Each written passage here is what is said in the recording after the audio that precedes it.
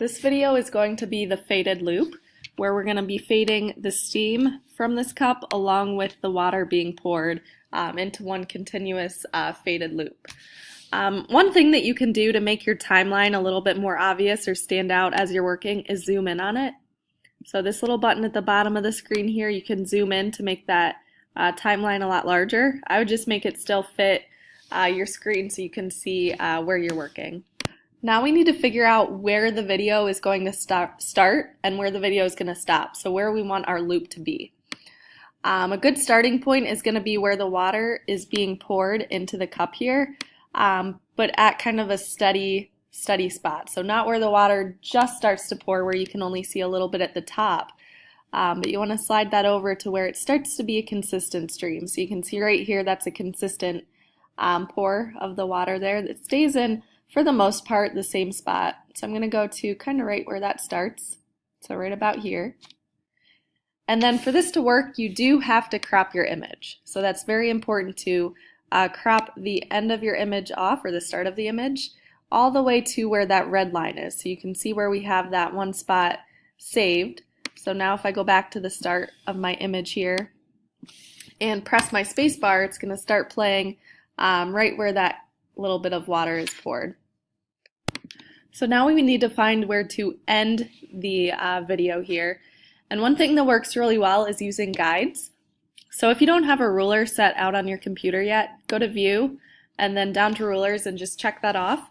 That way you're able to click on the ruler and drag out a guide so you can line up where your water starts so that it kind of meets that same spot when the water stops, because we want to do a continuous loop with the water here.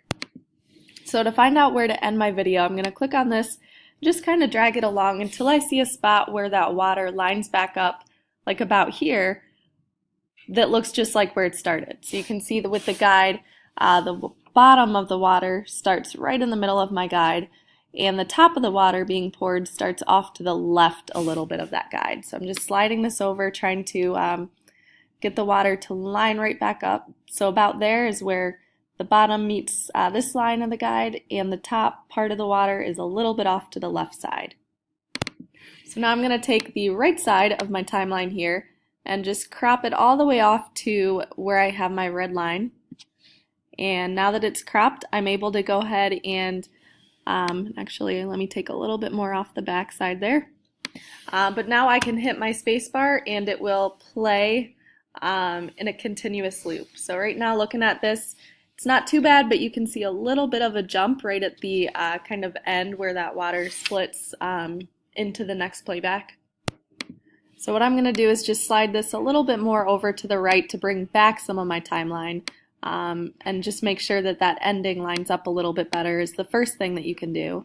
So I'm sliding that over a little bit more, and now it looks like that's going to line up a little bit better. So I'll play that, and as you see that playback, it looks a little bit more continuous with where the water lines up.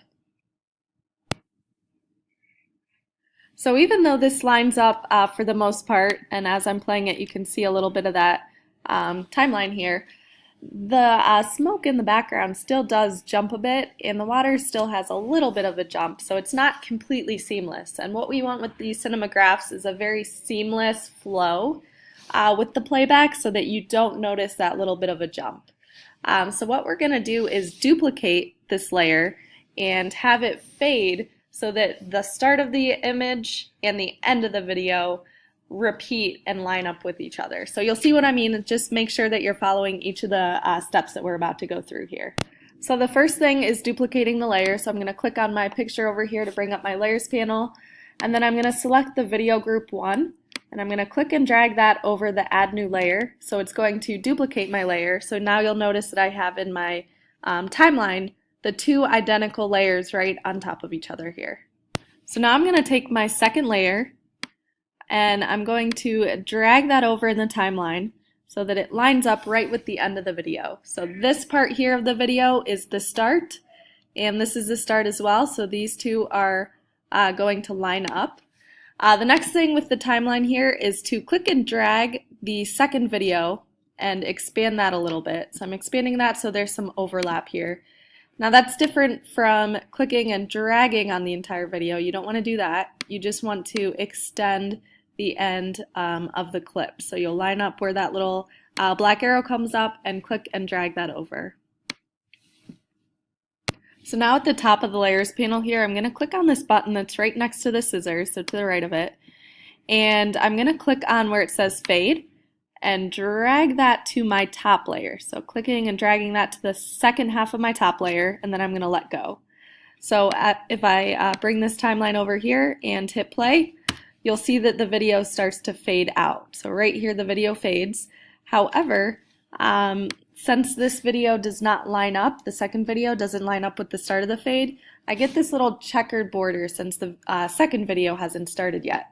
So two things you could try. You could shrink the fade a little bit, or you could just extend the start of that second video out. So you want the second video and the start of the fade to line up and match. So now I'm going to take this second layer, so this second duplicated layer, and I'm going to drag this over, so the end of it I'm just cropping a bit until it lines up with the end of the video.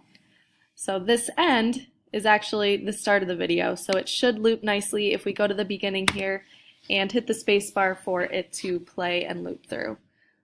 So as it's looping here, you'll see the fade, so the smoke is actually fading, so it looks a lot more seamless than what we started with, so you have a lot more of that flow and fade within the image, which works really well.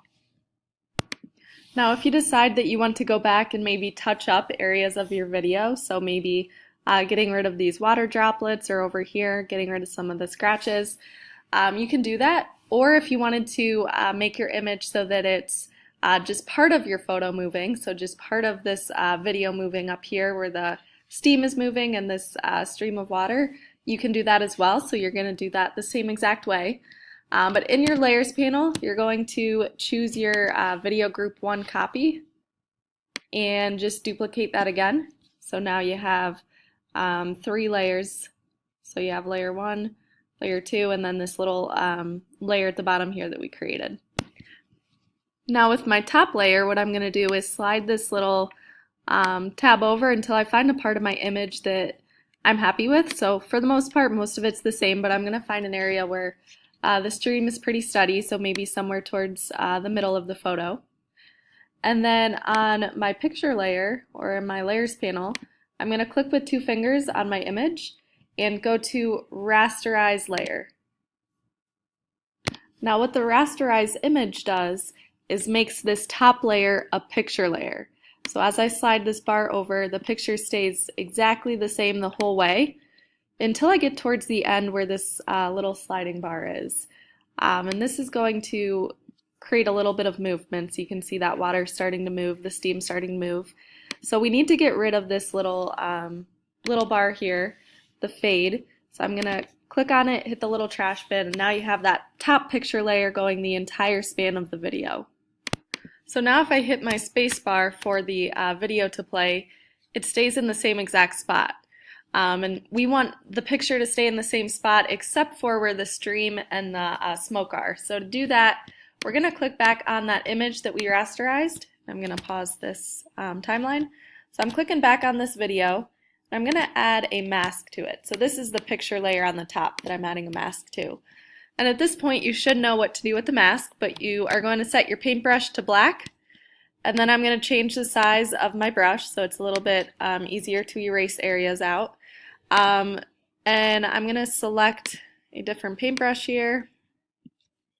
So with your brush, again, change that color to black if it's not set to default already. And then I'm just going to mask out the part of the picture that I want to continue moving. So that's going to be up in the corner here where all that steam is, and then where that water stream is. So the rest of my image is going to be just the photo. So if I go to play that, you'll start to see the water moving, and it still needs to load, so it's a little bit slow here. You can see the water moving and the steam moving.